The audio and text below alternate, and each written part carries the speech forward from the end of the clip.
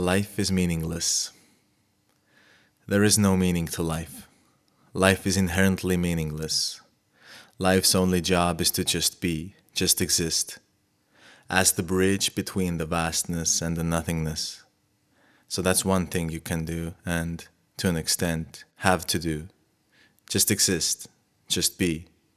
And that actually is enough.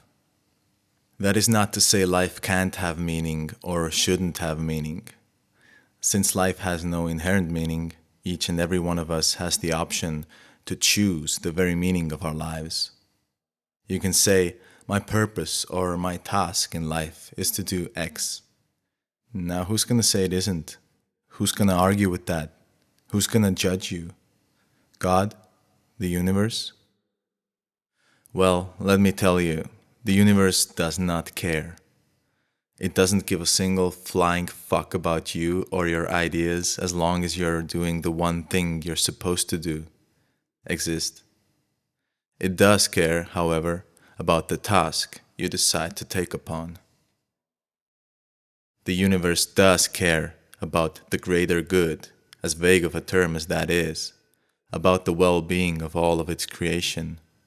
However, to think that the universe cares about you specifically, or that it has some grand plans for you in particular, is asinine. Look at reality as it is.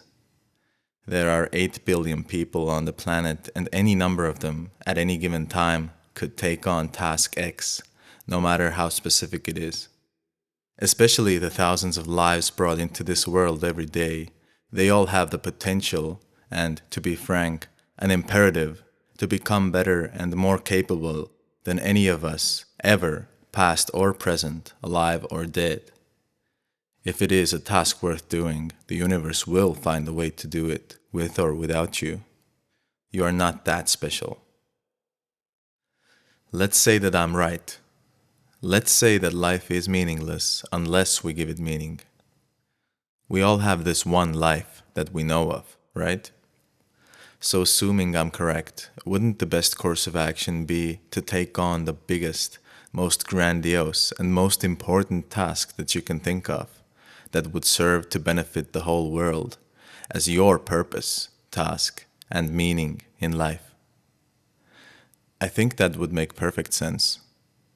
Also, if the universe doesn't care about us individually, but cares about the tasks, then by assigning and dedicating ourselves to one of those tasks gives some sort of an extra layer of meaning to us and our existence in the eyes of the universe, or God. And maybe then, and only then, can it find ways to support us on our paths. Coming back to the question of who's gonna judge you or who's gonna tell you you're wrong. Well, you're gonna tell you you're wrong. And if you don't listen to yourself, then the universe will prove you wrong later. It's like if you don't punish yourself for your mistakes, then life will punish you for you, and life will be much more brutal in her choice of punishment. That's if the task you choose is not aligned with the so-called greater good. Because, as I said, the universe doesn't care about you, but it does care about the task. Let's say you're one of the millions or billions of people on this planet that have not chosen a task for themselves. You decide to choose one. You start weighing the options. If you were to say, for example, my biggest, greatest, most important task in life is to become rich, you'll feel the fallacy and the selfishness of that statement.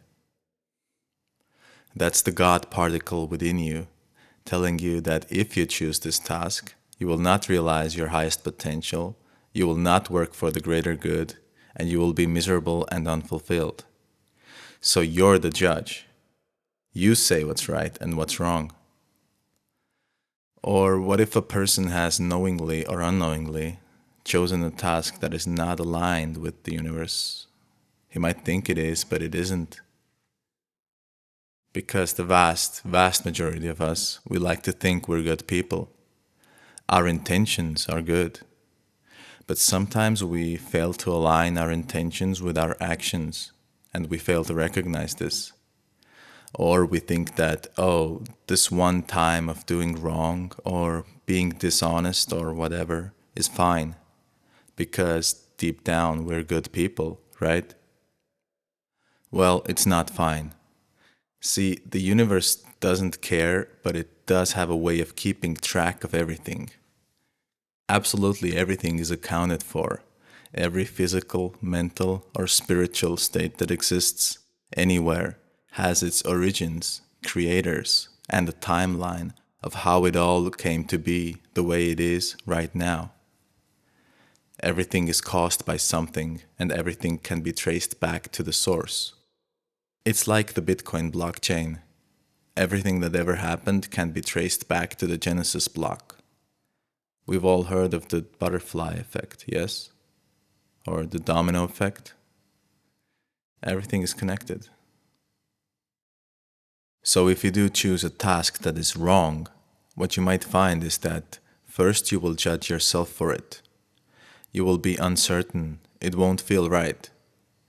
If you decide to ignore that, then the second thing that might happen is that the universe will start proving you wrong in external, roundabout ways.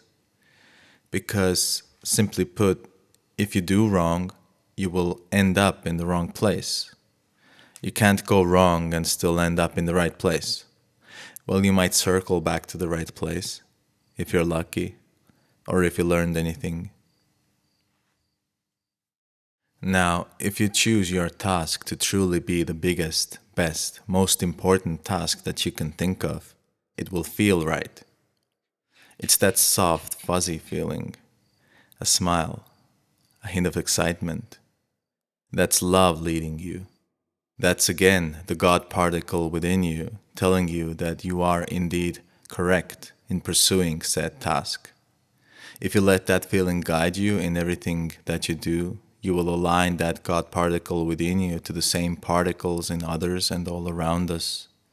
And once that alignment is there, you may see that these are not just isolated particles, but it is an actual living entity distributed between us, inside and outside of us, forever. If you choose the highest, best possible task that you can come up with, there are other things you might experience aside from that soft, fuzzy feeling. You will also probably be scared. You will probably have to let go of a lot of things that you thought were essential to your being. You will have to face your demons. There will be people and circumstances that make you doubt your decision. People you consider close to you, your ride or dies, may not understand you or your cause at all and drift away. The task itself may seem quite impossible to tackle, in fact. And to some people, or perhaps even most people, you will probably sound a little bit insane. That's fine. The task doesn't necessarily have to be achievable. Remember, the task is bigger than you. But it also shouldn't be unicorns and fairy tales. It should be deeply rooted in and related to the current physical reality. Ambitious but somewhat grounded. It doesn't have to be achievable precisely because of what I said before. None of us are special. If I fail at my task, then that's fine, because if it is a task worth doing, there will be others who will continue my work. Besides, once we fully embrace and embark on a journey of some grand proportions, we will soon find out that there's not much we can do by ourselves anyway. Any grand task requires enormous amounts of work, dedication, love, and care to carry out, and for that, we must find allies, colleagues, partners, ideally a tribe. What's important is the purity of the task, the love and relentlessness we pursue it with, and of course, the simple fact that we chose to pursue it at all. I'd like to share a couple of poems I wrote to end this. First one is called Life.